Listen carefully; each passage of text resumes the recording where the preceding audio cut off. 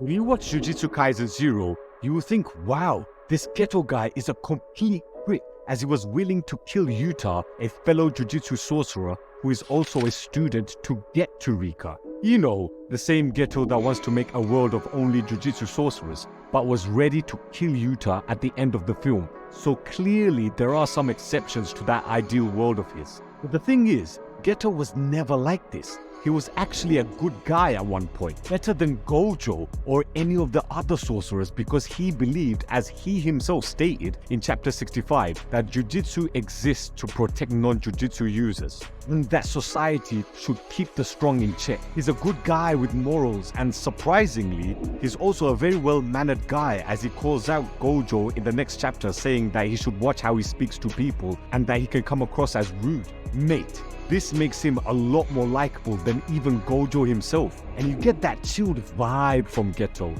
He's that friend that you have that always keeps you in check and will tell you when you messed up. He won't sugarcoat it either, as he did with Gojo when saying that he should speak to his superiors properly. Geto is also empathetic enough to understand the actions of other people and why they do the things they do, such as in chapter 67, where Geto mentions that Rika was just saying that she's excited about the merger with Master Tengen, but in reality, she has to enjoy life, as the merger will basically sacrifice all existence of Riko. It turned out that Geto was correct. In chapter 72, Riko admitted that she wants to see her friends again. Even in chapter 70, when all four of them went on a day trip to get away from the assassins trying to kill Riko, Geto mentioned that Gojo taking Riko out to do sightseeing and doing all sorts of fun activities on their day trip was Gojo's way of showing compassion. And it's true, Gojo was the one trying to get rid of Riko in chapter 67. He calls Principal Yaga soft for wanting to let Riko do what she wants. The guy was a completely different person, but as he bonded with Riko throughout the mission, and him listening to Geto explain that she has to enjoy her last moments before she disappears forever, he then goes out of his way to make sure that she has the most fun in her day trip. They go to the beach, go canoeing, have some ramen, do a picnic, go to the aquarium. They're literally doing a holiday itinerary for Riko, and this was all part of Gojo's plan, and this was his way of showing compassion to Riko, making sure she has the best few days as possible. These two examples with Gojo and Riko just shows that Geto understands people and human nature. He called it when Riko didn't truly want to merge with Master Tengen, even though she boldly claimed in chapter 67 that she is Master Tengen and Master Tengen is her. She was saying this with such bravado that if you're reading this for the first time, you would actually believe that this girl wants to do the merger and can't wait to do it. But that didn't fool Geto. He saw through her bullshit right there and made sure that him and Gojo keep her safe during her last few days. And for those wondering if Gojo truly cared about Riko, given that he wanted to get rid of her straight away, he was willing to battle it out with Master Tengen if Master Tengen were to go out of control, because he's not merged with the Star Plasma Vessel as mentioned by Geto in chapter 72. And in chapter 76, Gojo was ready to kill all the members of the Star religious group for celebrating Riko's death. It was Geto who had to talk him out of it. So yes, Gojo did care for Riko in the short time he had with her, and again, Geto called it. He said that Gojo was showing compassion, which now seeing that he's ready to kill the people that are laughing at her death, that's a clear indication that Geto was right about that as well. So Geto, not only is he a good guy, but he understands how people act, and he can see through people's actions and what they truly mean. That's why that scene in chapter 76 still haunts him. This was the first time he couldn't understand. He couldn't understand why these people were celebrating a young girl's death. Riko also is a non-sorcerer, and all these people celebrating her death are also non-sorcerers. So in Geto's eyes, all non-sorcerers are grouped in one category of people. As I mentioned earlier, he said in chapter 65 that Jujutsu is there to protect non-sorcerers, and now he is seeing non-sorcerers laughing at another non-sorcerer's death. He couldn't believe it. Throughout his conversation with Yuki, that image was still haunting him. And not only that, it was a non-sorcerer who ended up killing Riko.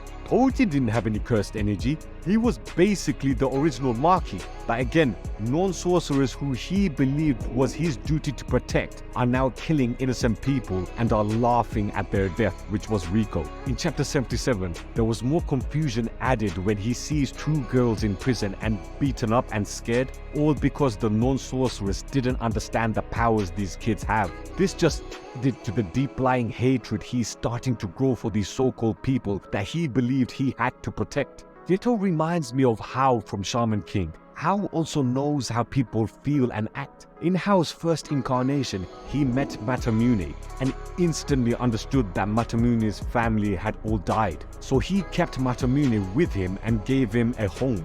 In that instance, he understood how much Masamune was suffering. Hao was kind. He chose to help people throughout his life, using his shaman abilities, but then his mom got murdered and he saw the evil of humanity, and that changed him forever. There's one version of the anime added that Hao wants to create a shaman-only kingdom. Now, doesn't that sound a little familiar, guys? They both have long hair as well, just to add to the comparisons. But both of these characters were once upon a time very kind-hearted, caring characters, but got their worlds turned upside down, which changed them forever. Now, the difference between Hao and Geto is that Hao did end up having a redeeming arc where people went out of their way to help him. Mainly his twin brother Yo, which resulted in Hao finally becoming the Shaman King. Geto unfortunately wasn't that lucky, and in fact he ended up dying in the hands of his former best friend Gojo, where Gojo still referred to him as his best friend at the end of Jujutsu Kaisen 0. As tragic as it is seeing a morally good character fully break and go insane to fully becoming a full-fledged villain, I feel seeing the friendship between Geto and Gojo fully deteriorate throughout the years is just as tragic. Hao still had coffee and baths with Yo. They even teamed up together to fight against Manta's dad's army. So even though they were fighting one another, they still had plenty of conversations and debates where Yo would try to talk some sense into Hao. But from what we have seen from Jujutsu Kaisen so far, it's like Geto and Gojo stopped contacting each other after their encounter in chapter 78. It doesn't seem like Gojo was going out of his way to get Geto back to his senses, and the tragedy is that it was him who ended up killing Geto at the end of the film. Geto did end up having a crew of people by his side, so it's not like he was a lone wolf for all these years. But after Geto got destroyed in battle by Yuta and Rika, where were Geto's comrades when Geto was lying in the alleyway all by himself, dying of his injuries? None of them were there. Gojo was the one that found him. He was the one that was there with Geto, and seeing Geto lying on the floor completely out of his mind and is already suffering through his injuries. You can tell by the look of Gojo's face that he is full of disappointment and possibly regret as well in him not trying to reach out and talk some sense into Geto. Do you know what this reminds me of? You know the friends that you grew up with back in the day as kids who were some of the nicest people you could ever meet, but then you lose all contact with them only to then finally meet them as adults and they just fully lost the plot and getting themselves into situations where you could never imagine them being in when they were kids. It's one of those tragedies of life, seeing people you know back in the day ending up in prison, suffering from substance abuse, or even being homeless. It hurts you to see that because they had so much potential for their future, and this is what it feels like with Geto and Gojo in the final scene from Jujutsu Kaisen 0. It was like Gojo reunited with his old friend only to see the mess he has become now, and the one he had to kill, otherwise humanity would have suffered. And I think that's how Akutami wanted to portray this scenario. Some of us older viewers can relate to Gojo in this scene. And not only that, I believe he used Geto in a way to symbolize how people can change, and if they close out the people they care and join up with people that don't have good intentions, then that person will end up spiraling out of control and will eventually lead a life of chaos and will probably end up dead at a young age rather than enjoying life and aging gracefully. That's what happened to Geto. He chose to walk away from Gojo and the rest of his friends and decided to basically open up a cult, which did nothing to help him with his trauma from chapter 76, but instead fueled the fire, and as a result, he went on a path of destruction which led to him dying in the hands of his former best friend. And for me, that is the biggest tragedy with Geto's character.